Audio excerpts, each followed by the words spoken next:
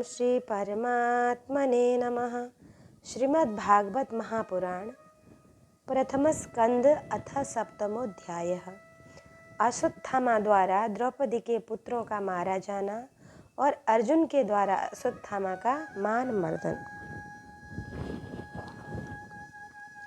शौनक उवाच निर्गते नारदे सूत भगवन् बादरायणः श्रुतवांस्तदभिप्रेतं ततः किमकरोद् विभुः।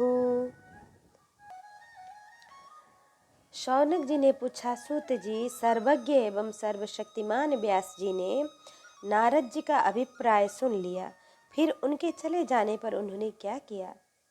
सूत जी ने कहा, ब्रह्मा नदी सरस्वती के पश्चिम तट पर सम्यप्रास नामक एक आश्रम है। वहाँ ऋषियों के यज्ञ चलते ही रहते हैं। वहीं व्यास जी का अपना आश्रम है।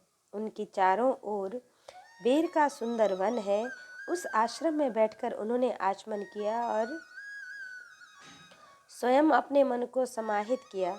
उन्होंने भक्ति योग के द्वारा अपने मन को पूर्णतः एकाग्र और निर्मल करके आदि पुरुष परमात्मा और उनके आश्रय से रहने वाली माया को देखा।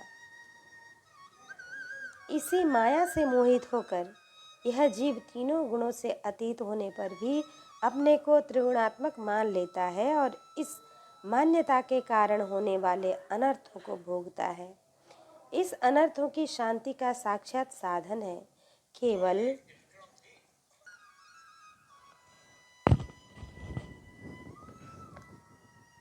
इसी माया से मोहित होकर इस जीव तीनों गुणों से अतीत होने पर भी अपने को त्रिगुणात्मक मान लेता है और इस मान्यता के कारण होने वाले अनर्थों को भोगता है। इन अनर्थों की शांति का साधन है केवल भगवान की भक्ति योग। केवल भगवान की भक्ति योग। परंतु संसार के लोग इस बात को नहीं जानते। यही समझकर उन्होंने इस परमहंसों की संहिता श्रीमद् भागवत की रचना की।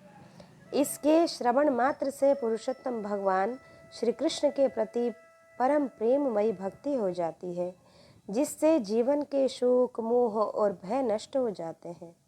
उन्होंने इस भागवत संहिता का निर्माण और पुनरावृत्ति करके इसे अपने निवृत्ति परायण पुत्र श्री सुखदेव जी को पढ़ाया। शौनक जी ने पूछा, श्री सुखदेव जी तो अत्यंत निवृत्ति परायण हैं। उन्हें किसी भी वस्तु की अपेक्षा नहीं है। वे सदा आत्मा में ही रमण करते हैं। फिर उन्होंने किस लिए इस विशाल ग्रंथ का अध्ययन किया?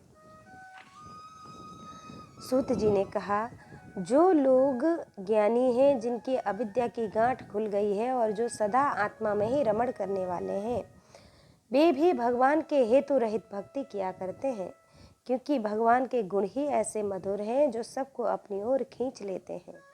फिर श्री सुखदेव जी तो भगवान के भक्तों में अत्यंत प्रिय और स्वयं भगवान वेदव्यास के पुत्र हैं।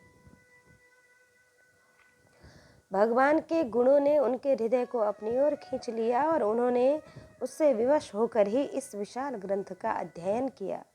शौनक जी, अब मैं राजर्षि परीक्षित के जन्म, कर्म और मोक्ष तथा पांडवों के स्वर्गारोहण की कथा कहता हूँ, क्योंकि इन्हीं से भगवान श्री कृष्ण की अनेकों कथाओं का उदय होता है। जिस समय महाभारत में कौरव और पांडव दोनों पक्ष में बहुत से वीर गति को प्राप्त हो चुके थे और भीमसेन की गदा के प्रहार से दुर्योधन की जांघ टूट चुकी थी, तब अश्वत्थामा ने अपने स्वामी दुर्योधन का प्रिय कार्य समझकर द्रौपदी के सोते हुए पुत्रों को सिर काटकर उससे भेंट किए। यह घटना दुर्योधन को भी अप्रिय ही लगी, क्योंकि ऐसे नीच कर्म की कभी वो सराहना नहीं करता था, निंदा ही करता था। उन बालकों की माता द्रौपदी अपने पुत्रों का निधन सुनकर अत्यंत दुखी हो गई। उसकी आंखों में आंसू छलछला गए। वह रोने लगी। अर्जुन ने उसे सांत्वना देते हुए कहा, कल्याणी, मैं तुम्हारे आंसू तब पोंछूंगा जब उस आतताई ब्राह्मण का सिर गांडीव धनुष के बाणों से काटकर तुम्हें भेंट करूंगा और पुत्रों की अंत्येष्टि क्रिया के बाद तुम उस पर पैर रखकर स्नान करोगी। अर्जुन ने इस मीठी और विचित्र बातों से द्रौपदी को सांत्वना दी और अपने मित्र भगवान श्री कृष्ण की सलाह से उन्हें सारथी बनाकर कवच धारण कर और अपने भयानक गांडीव धनुष को लेकर वे रथ पर सवार हुए तथा गुरुपुत्र अश्वत्थामा के पीछे दौड़ पड़े। बच्चों की हत्या से अश्वत्थामा का भी मन उद्विग्न हो गया था। जब उसने दूर से ही देखा कि अर्जुन मेरी ओर झपटे हुए आ रहे हैं, तब वह अपने प्राणों की रक्षा के लिए पृथ्वी पर जहाँ तहाँ भाग सकता था, रुद्र से भयभीत सूर्य की भांति भागता रहा। जब उसने देखा कि मेरे रथ के घोड़े थक गए हैं और मैं बिल्कुल अकेला हूँ, तब उसने अपने को बचाने का एकमात्र साधन ब्रह्मास्त्र ही समझा।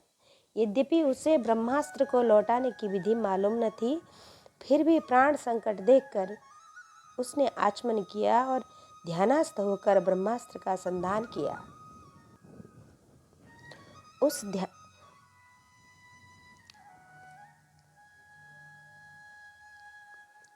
उस अस्त्र से सब दिशाओं में एक बड़ा प्रचंड तेज फैल गया। अर्जुन ने देखा कि अब मेरे प्राणों पर भी आ बन पड़ी है। तब उन्होंने श्री कृष्ण से प्रार्थना की कि श्री कृष्ण, आप सच्चिदानंद स्वरूप परमात्मा हैं, आपकी शक्ति अनंत है, आप ही भक्तों को अभय देने वाले हैं। जो संसार की धधकती हुई आग में जल रहे हैं, उन जीवों को उससे उबारने वाले एकमात्र आप ही हैं। आप प्रकृति से परे रहने वाले आदि पुरुष साक्षात परमेश्वर हैं। अपनी चित्त शक्ति स्वरूप से बहिरंग एवं त्रिगुणमयी माया को दूर भगाकर अपने अद्वितीय स्वरूप में स्थित हैं। वही आप अपने प्रभाव से माया मोहित जीवों के लिए धर्मादि रूप कल्याण का विधान करते हैं। आपका यह अवतार पृथ्वी का भार हरण करने के लिए और आपके अनन्य प्रेमी भक्त जनों के निरंतर स्मरण ध्यान करने के लिए है। स्वयं प्रकाश स्वरूप श्री कृष्ण, यह भयंकर तेज सब ओर से मेरी ओर आ रहा है।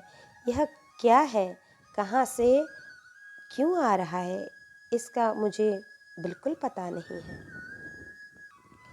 भगवान ने कहा, अर्जुन, यह अश्वत्थामा का चलाया हुआ ब्रह्मास्त्र है। यह बात समझ लो कि प्राण संकट उपस्थित होने से इसने इसका प्रयोग तो कर दिया है, परंतु वह इस अस्त्र को लौटा नहीं सकता।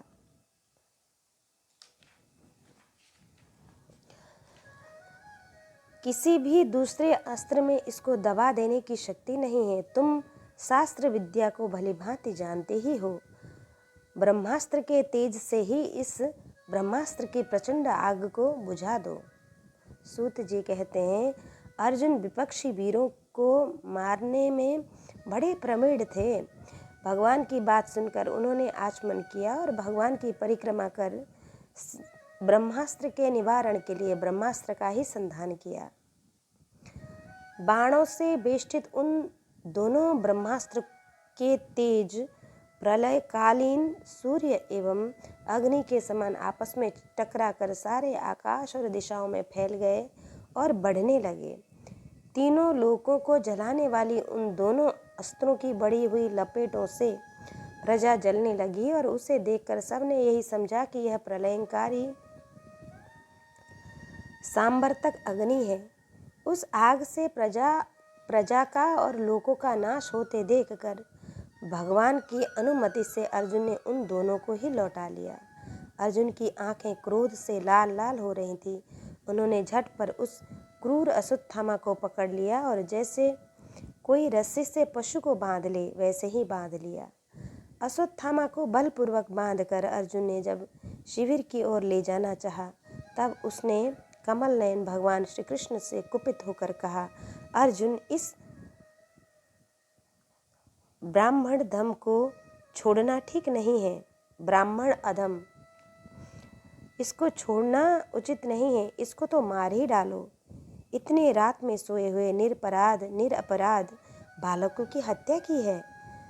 धर्मवेत्ता पुरुष, असावधान मतवाले पागल, सोए हुए बालक, स्त्री, विवेका शून्य शरणागत, रथहीन और भयभीत शत्रु को कभी नहीं मारते, परंतु जो दुष्ट और क्रूर पुरुष दूसरों को मारकर अपने प्राणों का पोषण करता है, उसका तो वह वध ही उसके लिए कल्याणकारी है, क्योंकि वैसे आदत को लेकर यदि वह जीता है तो और भी पाप करता है और उन पापों के कारण नरकगामी होता है। फिर मेरे सामने ही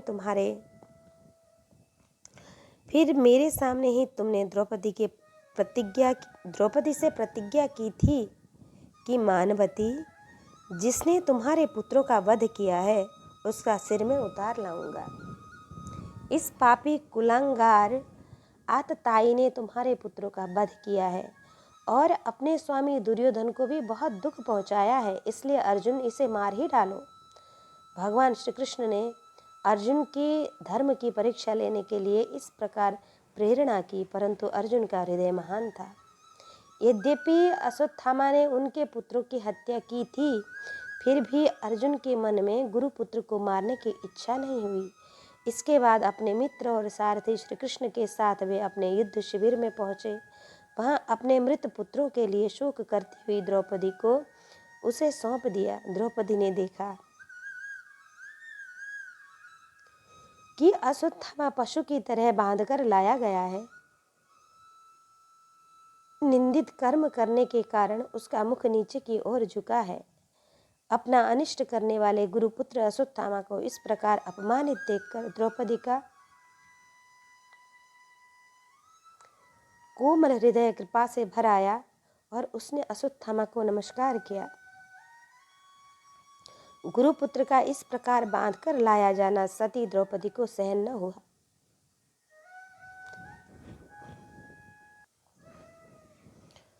उसने कहा, छोड़ दो, इन्हें छोड़ दो, ये ब्राह्मण हैं।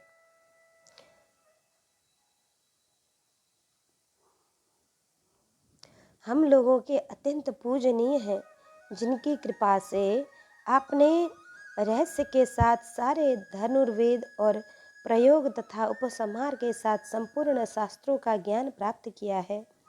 वे आपके आचार्य द्रोण ही के पुत्र के रूप में आपके सामने खड़े हैं। उनकी अर्धांगिनी कृपी अपने वीर पुत्र की ममता से ही अपने पति का अनुगमन नहीं कर सकी।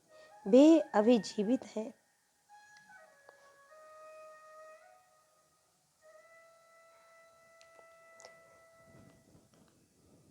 महान भाग्यवान आर्यपुत्र, आप तो बड़े धर्मज्ञ हैं। जिस गुरु वंश की नित्य पूजा और वंदना करनी चाहिए, उसी को व्यथा पहुंचाना आपके योग्य कार्य नहीं है। जैसे अपने बच्चों के मर जाने से मैं दुखी होकर रो रही हूँ और मेरी आंखों से बार बार आंसू निकल रहे हैं, वैसे ही इनकी माता पतिव्रता गौतमी न रोए। जो उच्छृंखल राजा अपने कुकृत्यों से ब्राह्मण कुल को कुपित कर देता है, वह कुपित ब्राह्मण कुल उन राजाओं को सब परिवार शोकाग्नि में डालकर शीघ्र ही भस्म कर देता है।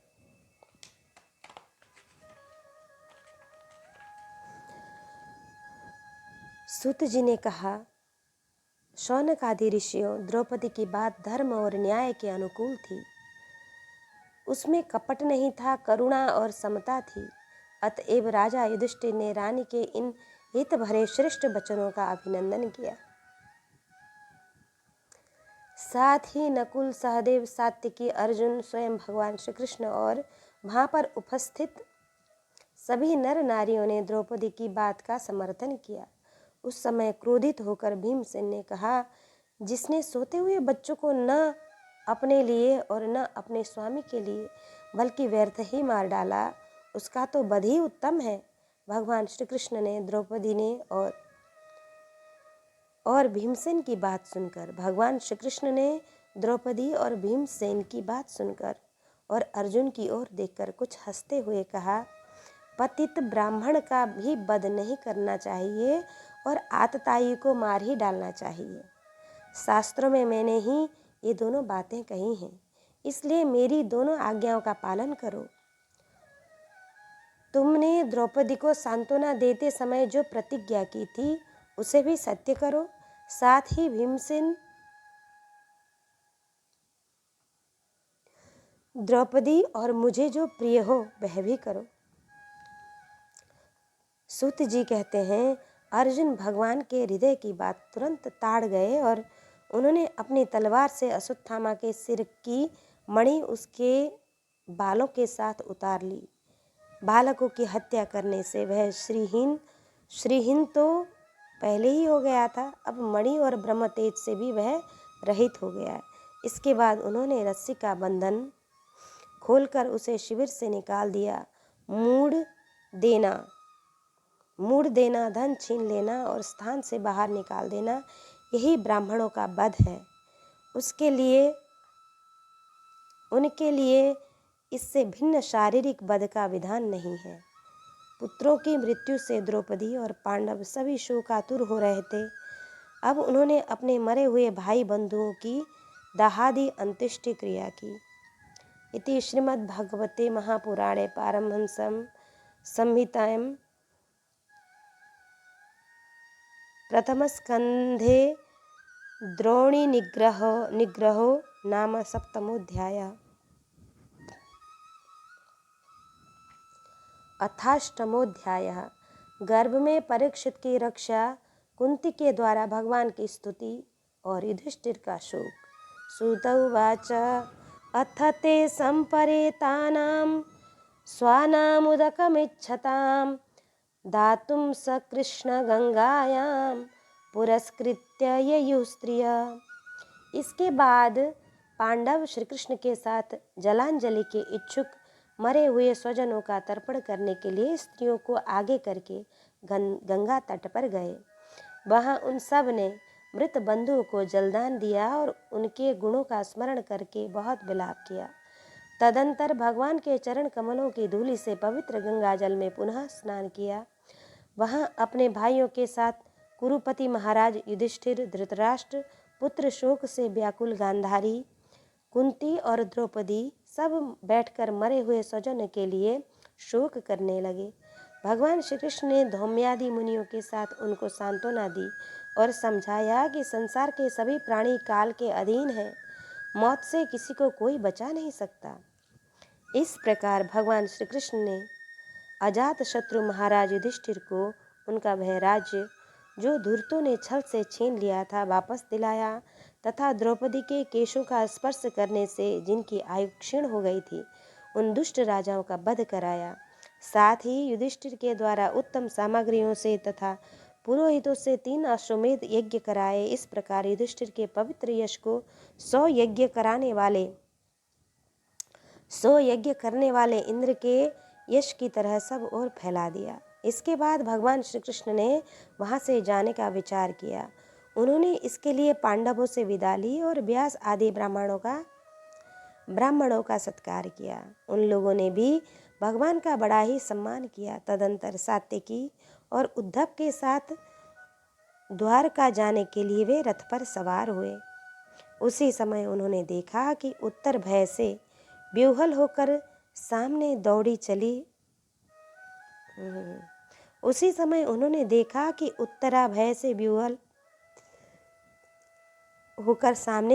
चली आ रही है। उत्तरा ने कहा, पाहि पाहि महायोगिन देव देव जगतपते नान्यम त्वदभयम पश्य यत्र मृत्यु परस्परम। देवादिदेव जगदीश्वर, आप महायोगी हैं, आप मेरी रक्षा कीजिए।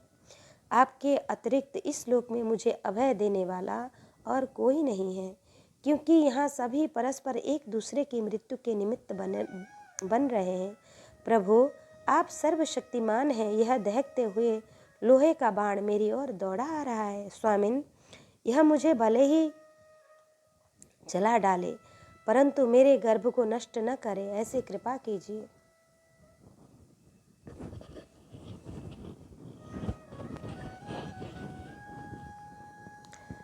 सूत जी कहते हैं, भक्त वत्सल भगवान श्री कृष्ण उनकी बात सुनते ही जान गए कि अश्वत्थामा ने पांडवों के वंश को निर्जीव करने के लिए ब्रह्मास्त्र का प्रयोग किया है।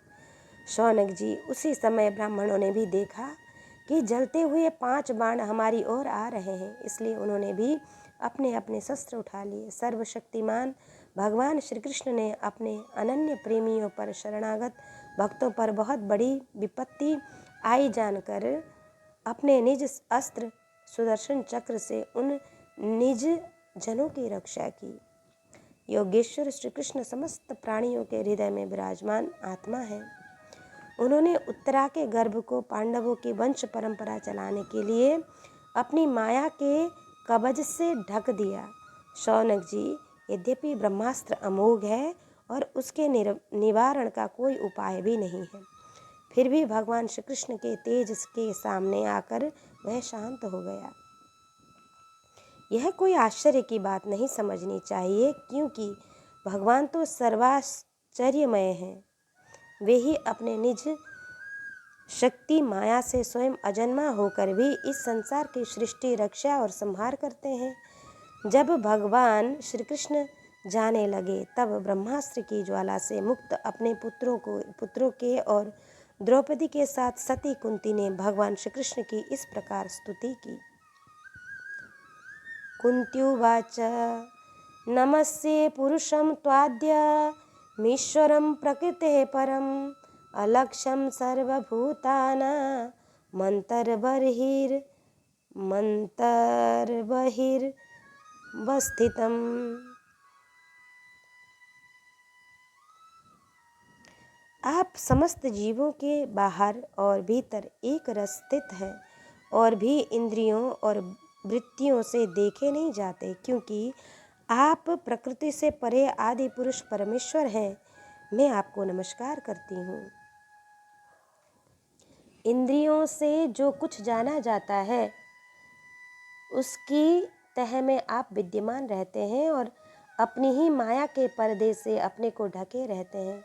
मैं अबोध नारी आप अविनाशी पुरुषोत्तम को भला कैसे जान सकती हूँ।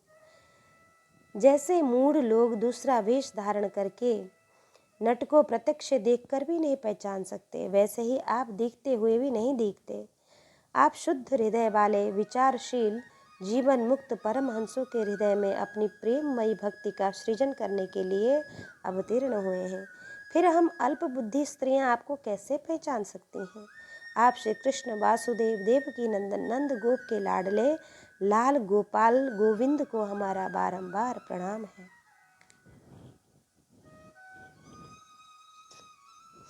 जिनकी नाभि से ब्रह्मा का जन्म स्थान कमल प्रकट हुआ है, जो सुंदर कमलों की माला धारण करते हैं, जिनके नेत्र कमल के समान विशाल और कोमल हैं, जिनके चरण कमलों में कमल का चिन्ह है, श्री कृष्ण, ऐसे आपको मेरा बारंबार प्रणाम है। यथा ऋषिकेश खलेन देवकी कंसेन रुद्धाति चिरं सुचार्पितः विमोचिताहं च सहात्मजा विभो त्वयैव नाथेन मुहुर्विपद्गणात्। ऋषिकेश, जैसे आपने दुष्ट कंस के द्वारा कैद की हुई और चिरकाल से शोकग्रस्त देवकी की रक्षा की थी, वैसे ही पुत्रों के साथ मेरी भी आपने बार बार विपत्तियों से रक्षा की है। आप ही हमारे स्वामी हैं, आप सर्वशक्तिमान हैं। श्री कृष्ण, कहाँ तक गिनाऊं। विष से लाक्षागृह की भयानक आग से, हिडिंब आदि राक्षसों की दृष्टि से, दुष्टों की द्युत सभा से, वनवासी विपत्तियों से और अनेक बार के युद्ध में अनेक महारथियों के शस्त्रास्त्रों से और अभी अभी इस अश्वत्थामा के ब्रह्मास्त्र से भी आपने हमारी ही रक्षा की है। जगत गुरु, हमारे जीवन में सर्वदा पद पद पर विपत्तियां आती रहें, क्योंकि विपत्तियों में ही निश्चित रूप से आपके दर्शन हुआ करते हैं और आपके दर्शन हो जाने पर फिर जन्म मृत्यु के चक्कर में नहीं आना पड़ता। ऊंचे कुल में जन्म, ऐश्वर्य, विद्या और संपत्ति के कारण जिसका घमंड बढ़ रहा है, वह मनुष्य तो आपका नाम भी नहीं ले सकता, क्योंकि आप तो उन लोगों को दर्शन देते हैं जो अकिंचन है। नमो नमो किंचन वित्ताय निवृत्त गुणवृत्तये आत्मारामाय शांताय कैवल्य पतये नमः। आप निर्धनों के परम धन हैं। माया का प्रपंच आपका स्पर्श भी नहीं कर सकता। आप अपने आप में ही विहार करने वाले परम शांत स्वरूप हैं। आप ही कैवल्य मोक्ष के अधिपति हैं। आपको मैं बार बार नमस्कार करती हूँ। मैं आपको अनादि अनंत सर्वव्यापक सबके नियंता काल रूप परमेश्वर समझती हूँ। संसार के समस्त पदार्थ और प्राणी आपस में टकराकर विषमता के कारण परस्पर विरुद्ध हो रहे हैं, परंतु आप सब में समान रूप से विचर रहे हैं। भगवान, आप जब मनुष्य किसी लीला करते हैं तब आप क्या करना चाहते हैं यह कोई नहीं जानता। आपका कभी कोई न प्रिय है और न अप्रिय। आपके संबंध में लोगों की बुद्धि ही विषम हुआ करती है। आप विश्व के आत्मा हैं, विश्वरूप हैं। न आप जन्म लेते हैं और न कर्म ही करते हैं, फिर भी पशु पक्षी मनुष्य ऋषि जलचर आदि में आप जन्म लेते हैं और उन योनियों के अनुरूप दिव्य कर्म भी किया करते हैं। यह आपकी लीला ही तो है। जब बचपन में आपने दूध की मटकी फोड़कर यशोदा मैया को खिंचा दिया था और उन्होंने आपको बांधने के लिए हाथ में रस्सी ली थी, तब आपकी आंखों में आंसू छलक आए थे। काजल कपोलों पर बह चला था, नेत्र चंचल हो रहे थे और भय की भावना से आपने अपने मुख को नीचे की ओर झुका लिया था। आपकी उस दशा का लीला छवि का ध्यान करके मैं मोहित हो जाती हूँ। भला जिससे भय भी भय मानता है उसकी यह दशा। आपने अजन्मा होकर भी जन्म क्यों लिया है, इसका कारण बतलाते हुए कोई कोई महापुरुष यूँ कहते हैं कि जो मलयाचल की कीर्ति का विस्तार करने के लिए उसमें चंदन प्रकट होता है, वैसे ही अपने प्रिय भक्त पुण्य श्लोक राजा यदु की कीर्ति का विस्तार करने के लिए ही आपने उनके वंश में अवतार ग्रहण किया है। दूसरे लोग यूँ कहते हैं कि वसुदेव और देवकी ने पुनर्जन्म में सुतपा और कृष्ण के रूप में आपसे यही वरदान प्राप्त किया था, इसलिए आप अजन्मा होते हुए भी जगत के कल्याण और दैत्यों के नाश के लिए उनके पुत्र बने हैं। कुछ लोग यूँ कहते हैं कि यह पृथ्वी दैत्यों के अत्यंत भार से समुद्र में डूबते हुए जहाज की तरह डगमगा रही थी, पीड़ित हो रही थी। तब ब्रह्मा की प्रार्थना से उनका भार उतारने के लिए ही आप प्रकट हुए हैं। कोई महापुरुष यूँ कहते हैं कि जो लोग इस संसार में अज्ञान, कामना और कर्मों के बंधन में जकड़े हुए पीड़ित हो रहे हैं, उन लोगों के लिए श्रवण और स्मरण करने योग्य लीला करने के विचार से ही आपने अवतार धारण किया है। भक्तजन बार बार आपके चरित्र का श्रवण, गान, कीर्तन एवं स्मरण करके आनंदित होते रहते हैं। वे ही अविलंब आपके उस चरण कमल का दर्शन पाते हैं और जो जन्म मृत्यु के प्रवाह को सदा के लिए रोक देते हैं। भक्त वांछा कल्प तरु प्रभु, क्या अब आप अपने आश्रित और संबंधी हम लोगों को छोड़कर जाना चाहते हैं? आप जानते हैं कि आपके चरण कमलों के अतिरिक्त हमें और किसी का सहारा नहीं।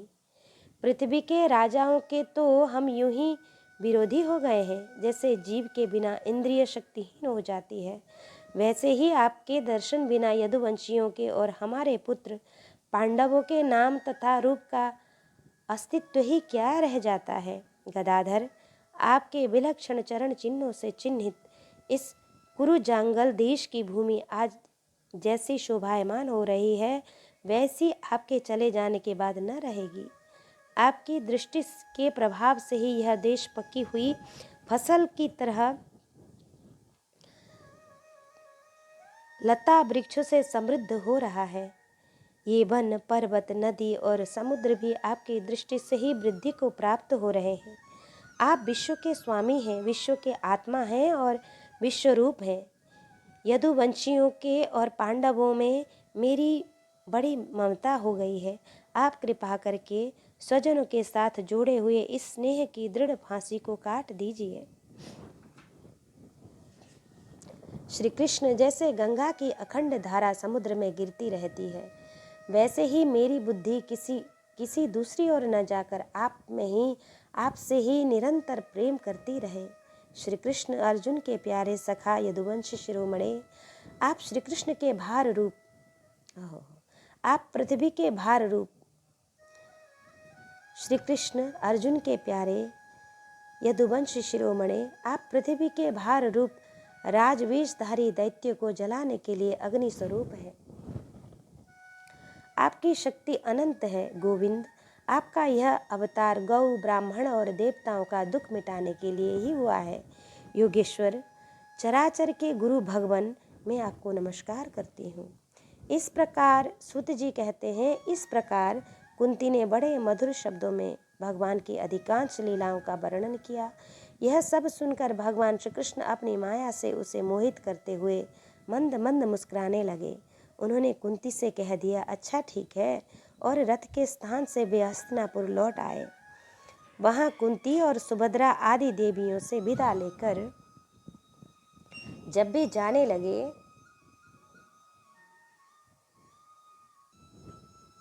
तब राजा युधिष्ठिर ने बड़े प्रेम से उन्हें रोक लिया। राजा युधिष्ठिर को अपने भाई बंधुओं के मारे जाने का बड़ा शोक हो रहा था। भगवान की लीला का मर्म जानने वाले व्यास आदि महर्षियों ने और स्वयं अद्भुत चरित्र करने वाले भगवान श्री कृष्ण ने भी अनेकों इतिहास कहकर उन्हें समझाने की बहुत चेष्टा की, परंतु उन्हें सांत्वना न मिली, उनका शोक न मिटा। शौनक आदि ऋषियों, धर्मपुत्र राजा युधिष्ठिर को अपने स्वजनों के वध से बड़ी चिंता हुई। वे अविवेक युक्त चित्त से स्नेह और मोह के वश में होकर कहने लगे, भला मुझ दुरात्मा के हृदय में बद्धमूल हुए इस अज्ञान को तो देखो।